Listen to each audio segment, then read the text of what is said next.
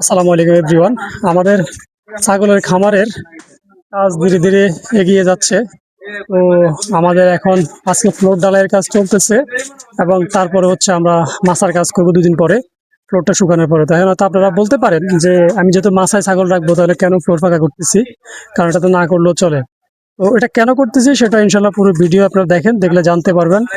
আর এই ফ্লোরটা ফাঁকা করতেছি আমরা একদম বিজ্ঞানসম্মত মতেই করতেছি এবং ছাগলকে সুস্থ এবং ভালো একটা পরিবেশ দেওয়ার জন্য। আর আমরা পানিটা এবং প্রস্রাব পায়খানা এগুলি আউট করার জন্য কিন্তু একদম ভালো একটা ব্যবস্থা করব। এই জন্য এই পাকাটা ওইভাবে করতেছি যেন খুব সহজে আমরা নিচে ফ্লোরটা ফাঁকা পরিষ্কার করতে পারি। কারণ ছাগলের প্রস্রাব পায়খানা প্রচুর গ্যাস হয়, অ্যামোনিয়া গ্যাস, এতে কিন্তু ছাগল অনেক অসুস্থ হয়ে যায় অনেক সময়। তো আমরা এমনভাবেই করতেছি যেন ছাগলগুলিকে আমরা খুব সুন্দরভাবে রাখতে পারি এবং সুস্থ সবল রাখতে পারি এবং যেন অ্যামোনিয়া গ্যাস মুক্ত রাখতে পারি। সে উরি বাবা রে, কতবার আতঙ্ক! এটা সুন্দর আছে রে। আরে হ্যাঁ, এটা সুন্দর আছে। এটার ফোড়া দিন, এটার ফোড়া দিম। এটা আমাদের আঞ্চলিক ভাষাকে আতুল করছে। আচ্ছা তোমাকে আরে মারো না কা, লাভ নাই, লাভ নাই। হানিমিতে আরো জোর দৌড় দেয়।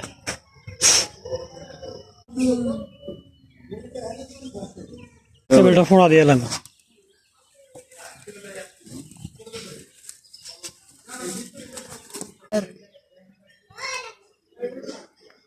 কাবাব বানাই দে। এটা কাবাব হইতেছে, শিক কাবাব, শিক কাবাব।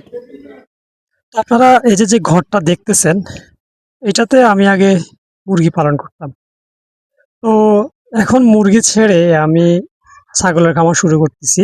এই ঘরটার মধ্যে আমি এখন ছাগল পালন করব এবং আমি এখানে এখন প্রাথমিক অবস্থায় 20টা ছাগল দিয়ে শুরু করব।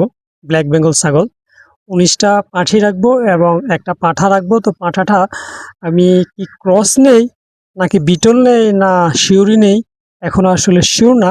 যে কোনো ভালো জাতের একটা পাঁঠা নিব এবং ছাগিগুলো নিব ক্রস ব্ল্যাক বেঙ্গল। তো সেজন্য আমি আমার এই ছাগলের শেডের ফ্লোরটা এখন ফাঁকা করতেছি। এখন হয়তো আপনাদের অনেকের মনে প্রশ্ন জাগতে পারে যে আমি তো যেহেতু মাছা দিয়ে ছাগল পালন করবো, মাছায় রাখবো, তাহলে কেন আমি ফ্লোরটা ফাঁকা করতেছি? তো আসলে ফ্লোর ফাঁকা করার পিছনেও কিন্তু অনেক কারণ আছে, সেটা ইনশাল্লাহ আপনারা ধাপে ধাপে জানবেন। তো আমি এই ফ্লোরটা ফাঁকা করতেছি মূলত আমার ছাগলগুলিকে ভালো একটা পরিবেশ দেওয়ার জন্য, স্বাস্থ্যসম্মত একটা পরিবেশ দেওয়ার জন্য।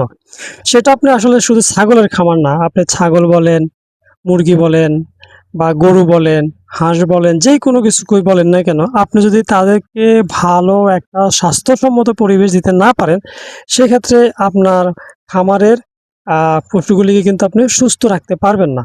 এই জন্য আপনি অবশ্যই আপনার খামারের প্রাণীগুলিকে সুস্থ রাখার জন্য ভালো একটা পরিবেশ দিবেন।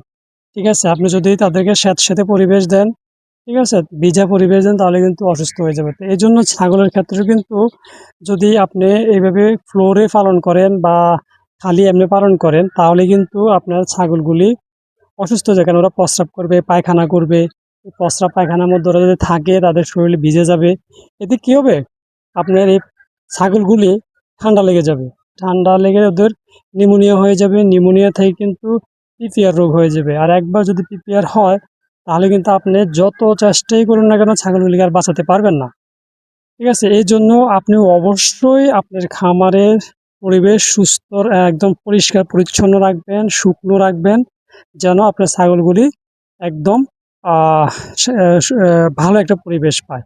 আর বিশেষ করে আপনি অবশ্যই যে শেডটা তৈরি করবেন, শেডটা অবশ্যই চেষ্টা করবেন পূর্ব পশ্চিমে দেওয়ার জন্য। কারণ পূর্ব পশ্চিমে যদি আপনি শেড দেন, সেক্ষেত্রে কিন্তু আপনার যেই শেডের ভিতরে আলো বাতাস সরাসরি আপ ডাউন করতে পারবে। আপনি কখনোই আবদ্ধ রাখবেন না, খোলামেলা রাখবেন। ঠিক আছে, এবং পূর্ব পশ্চিমে ঘর করবেন, তাহলে দক্ষিণা বাতাসে ওদের ভিতরের যেই গ্যাসটা থাকবে বা গন্ধগুলি থাকবে, এগুলি কিন্তু বের হয়ে যাবে, ভিতরে আলো বাতাস সরাসরি চলাচল করতে পারবে। তো এতে কি হবে, আপনার প্রাণীগুলি কিন্তু সুস্থ সবল থাকবে। যেমন ধরেন আপনার ঘরে যদি নোংরা থাকে, স্যাঁতসেঁতে থাকে, পানি থাকে সব সময়, তাহলে আপনি কি সুস্থ থাকবেন? এখানে থাকতে পারবেন বেশি দিন? একদিন, দুদিন, 3 দিন না থাকবেন না, 1 সপ্তাহ থাকবেন। এরপর কিন্তু এই পরিবেশে আপনি থাকলে কিন্তু অসুস্থ হয়ে যাবেন দিন দিন।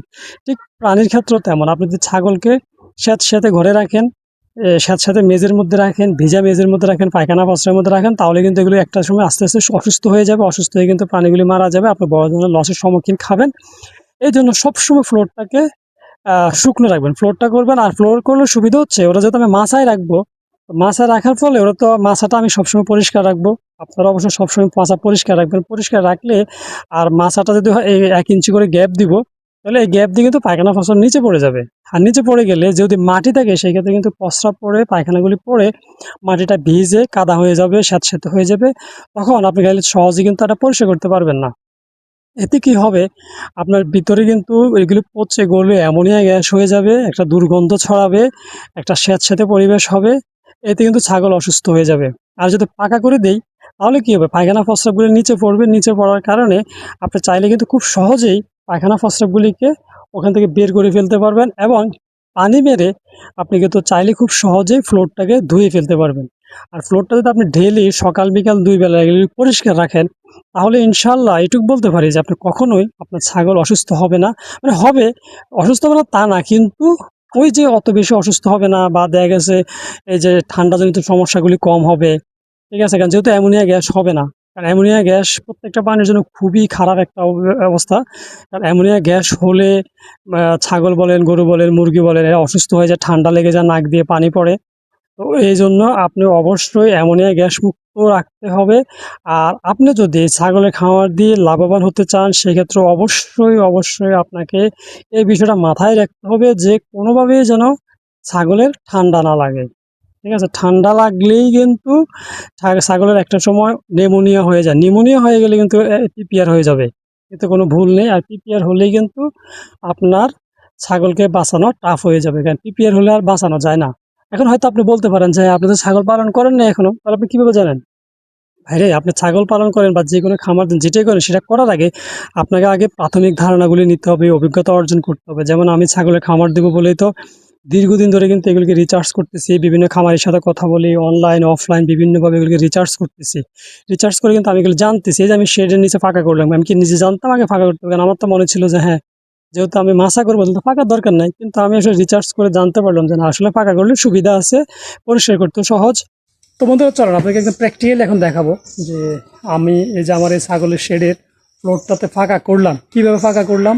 কারণ আমি এমনভাবে ফাঁকা করছি যেন খুব সহজেই আমি চাইলেই আমার যে ছাগলগুলি থাকবে মাছার মধ্যে, যে ছাগলের মলমূত্রগুলো যেন খুব সহজেই পরিষ্কার করে ফেলতে পারি, এবং সেইভাবেই কিন্তু আমি মূলত এই ফ্লোরটা ফাঁকা করছি। তো আমি জাস্ট এই দিকে উঁচা রাখছি, হ্যাঁ, এই দিকটা উঁচা রেখে আমি একদম যেহেতু ঘরটা পূর্ব পশ্চিমে, আমি পূর্ব পাশটা উঁচা রেখে একদম পশ্চিম পাশের দিকে কী করছি, ডালু করে দিছি। এই যে মাঝখানে যে কালো দাগটা দেখতেছেন, এই মাঝখানে যে কালো দাগটা, এটা কিন্তু ডাউন, হ্যাঁ, এটা ডাউন। আমার এই যে দুই পাশ, এই যে এই পাশটা দেখতেছেন, হ্যাঁ, এই যে এই পাশটা আর এই যে এই পাশটা, এই দুইটা পাশ কিন্তু আমি উঁচা রাখছি, হ্যাঁ। আর এই যে মাঝখানটা দেখতেছেন, এই মাঝখানটা কিন্তু একদম ডাউন করে দিছি, ড্রেনেজের মতো এমনভাবে করছি, জাস্ট এইভাবে হেলে দিছি একটু, আর এইভাবে একটু হেলে, মানে পাতিলের তলা যেরকম এইভাবে দিয়েছি। তাহলে কি হচ্ছে, আমার দুই পাশ উঁচা থাকার কারণে মাঝখান দিয়ে কিন্তু একদম ডাইরেক্ট পানিটা ওখান দিকে চলে যায়। যে মাঝখানে দেখেন যে কালো দাগটা দেখতেছেন, এটাই কিন্তু মূলত আমি পানি নিষ্কাশনের জন্য ব্যবস্থা করে রাখছি। প্রস্রাব পায়খানা করলে এবং আমি পানি মারলে যেন খুব দ্রুত পানিটা এখান থেকে নিষ্কাশন হয়ে যায়, সরে যায়। এবং এই যে দেখেন, এই দিক থেকে আইসা এই সাইডটা একটু উঁচা করে দিয়েছি, আমি বাইরে নিয়ে আসছি, দেখছেন, ঘরের একদম বাইরে নিয়ে আসছি। তো বাহির দিয়া এই ময়লাগুলি একদম এদিক দিয়ে আমি পাইপ দিয়ে দিব, ঠিক আছে। এই যে এই জায়গায় আমি একটা পাইপ দিয়ে সোজা ওই যে বেড়াটা দেখতেছেন, ঠিক বেড়ার ওই পাশে একটা গর্ত আছে, ওখানে আমি জাস্ট এই ময়লাগুলি ফালাবো, পাইপ দিয়ে পানিগুলা এবং মলমূত্রগুলা সব চলে যাবে।